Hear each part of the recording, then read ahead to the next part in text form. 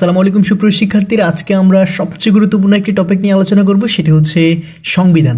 আমাদের বিশ্ববিদ্যালয় ভর্তি পরীক্ষা বলো এবং চাকরি পরীক্ষা বলো, সব ক্ষেত্রে কিন্তু সংবিধান থেকে কিন্তু কোশ্চেন হয়ে থাকেই। আমাদের সংবিধান এই টপিকটা থেকে যদি কোনো কোশ্চেন পরীক্ষায় আসে, তাহলে এই ভিডিওটি থেকে তোমরা 100% গ্রহণ পাবে। অর্থাৎ বিগত 30 বছরে যতগুলো কোশ্চেন সংবিধান থেকে এসেছে, সবগুলো কোশ্চেন এই ভিডিওতে আলোচনা করার চেষ্টা করেছি। সো ভিডিওটি তোমাদের জন্য খুবই গুরুত্বপূর্ণ হতে যাচ্ছে।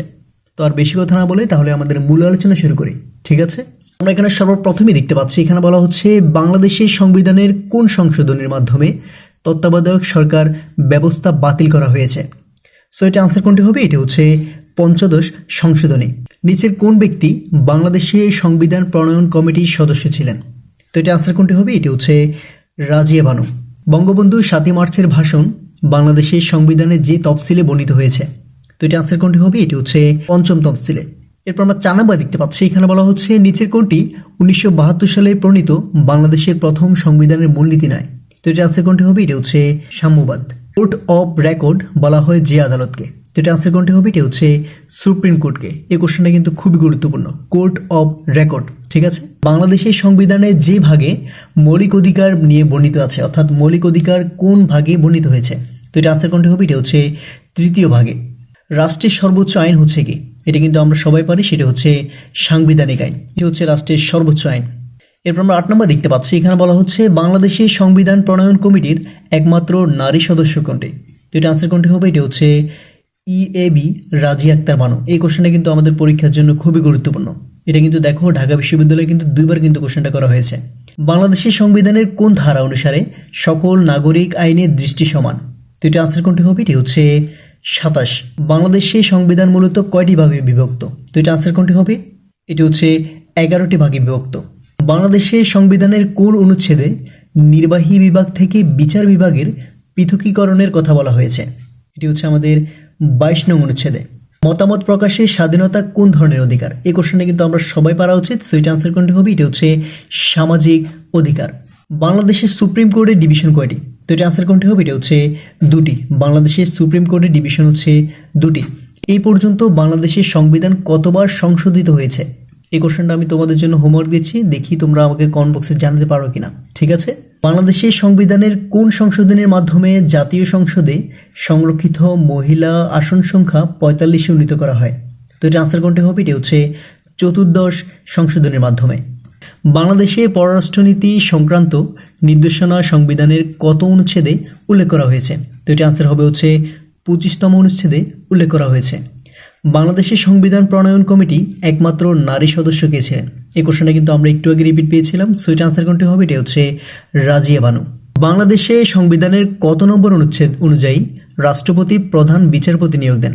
তো এটা আনসার কোনটি হবে? এটি হচ্ছে 95 নং অনুচ্ছেদ অনুযায়ী।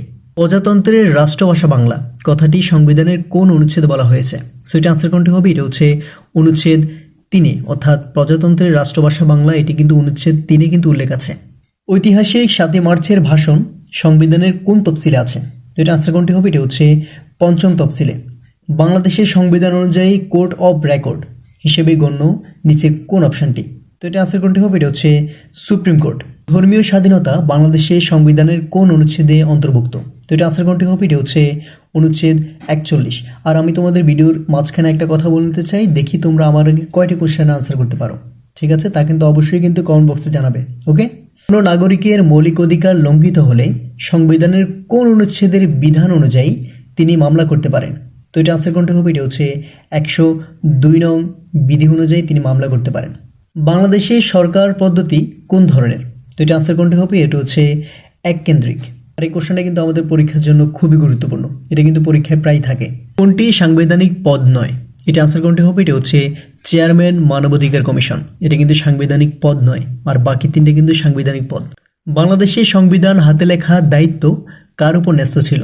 আর এই কোশ্চেনটা কিন্তু তোমাদের পরীক্ষার জন্য খুবই গুরুত্বপূর্ণ। এটি হচ্ছে AKM আব্দুর রউফ, তার উপর কিন্তু সংবিধান লেখার দায়িত্ব ছিল, ঠিক আছে? বাংলাদেশের সংবিধানের কোন অনুচ্ছেদে বার্ষিক আর্থিক বিবৃতির কথা উল্লেখ করা হয়েছে? এটা আনসার কোনটি হবে? এটি হচ্ছে 87 নং অনুচ্ছেদে। বাংলাদেশের সংবিধানের কোন অনুচ্ছেদে নারী পুরুষের সমতা নিশ্চিত করা হয়েছে?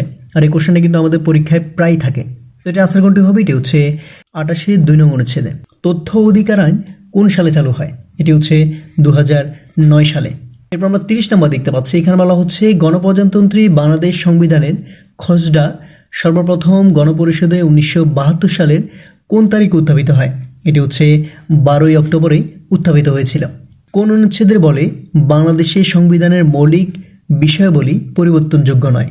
এটা আনসার কোনটি হবে? এটি হচ্ছে অনুচ্ছেদ 7 নং। ঠিক আছে, বাংলাদেশের সংবিধানের ত্রয়োদশ সংশোধনের মূল বিষয় কী ছিল? তো এটা আনসার কোনটি হবে? এটি হচ্ছে তত্ত্বাবধায়ক সরকার। সংবিধানের কোন অনুচ্ছেদের আলোকে বাংলাদেশের বৈদেশিক নীতি পরিচালিত হয়? তো এটা আনসার কোনটি হবে? এটি হচ্ছে অনুচ্ছেদ 25-এর নিয়ম অনুযায়ী। সংবিধানের কোন সংশোধনকে ফার্স্ট ডিস্টরশন অফ কনস্টিটিউশন বলে আখ্যায়িত করা হয়েছে? তো এটা আনসার কোনটি হবে? এটি হচ্ছে 5ম সংশোধনকে। গণপ্রজাতন্ত্রী বাংলাদেশের সংবিধান প্রবর্তিত হয় কত সালে? এটা আনসার কোনটি হবে? এটি হচ্ছে 16 ডিসেম্বর 1972 সালে। সংবিধানের কোন অনুচ্ছেদে সরকার কর্ম কমিশন অর্থাৎ পিএসসি গঠন উল্লেখ আছে? এটা আনসার কোনটি হবে? এটি হচ্ছে 137 নং অনুচ্ছেদে পিএসসির গঠনের কথা উল্লেখ আছে।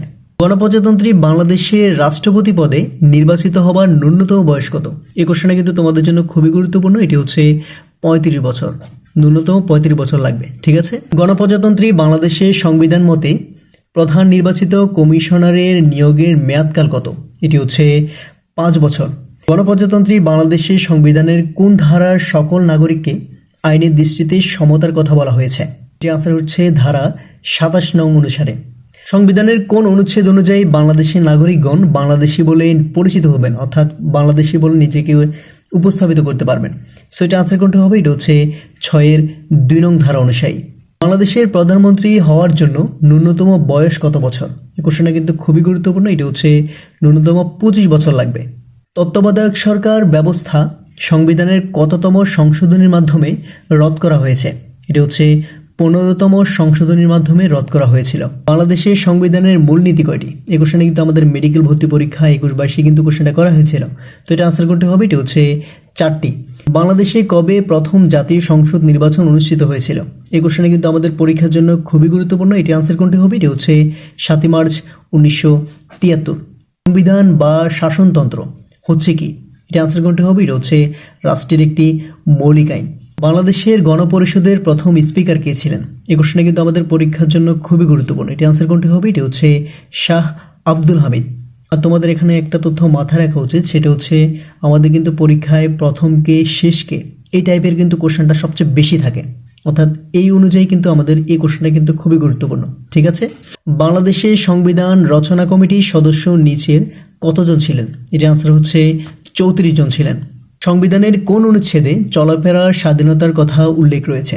এটা আনসার কোনটি হবে? এটা হচ্ছে 36 নং অনুচ্ছেদে। তো সুপ্রিয় শিক্ষার্থীরা, আজকে আমাদের আলোচনা এই পর্যন্তই। তো তোমাদের পরীক্ষায় যদি সংবিধান থেকে কোনো কোশ্চেন আসে তাহলে এই কোশ্চেনগুলোর মধ্য থেকেই থাকবে, অর্থাৎ ঘুরিয়ে ফিরিয়ে কিন্তু এই কোশ্চেনগুলোর মধ্যেই থাকবে। ঠিক আছে, ইনশাল্লাহ আমাদের পরীক্ষার জন্য এই কোশ্চেনগুলো খুবই গুরুত্বপূর্ণ হবে। ঠিক আছে, তো সবাইকে পরীক্ষার জন্য শুভকামনা রইল। সবাই ভালো থেকো। আসসালামু আলাইকুম।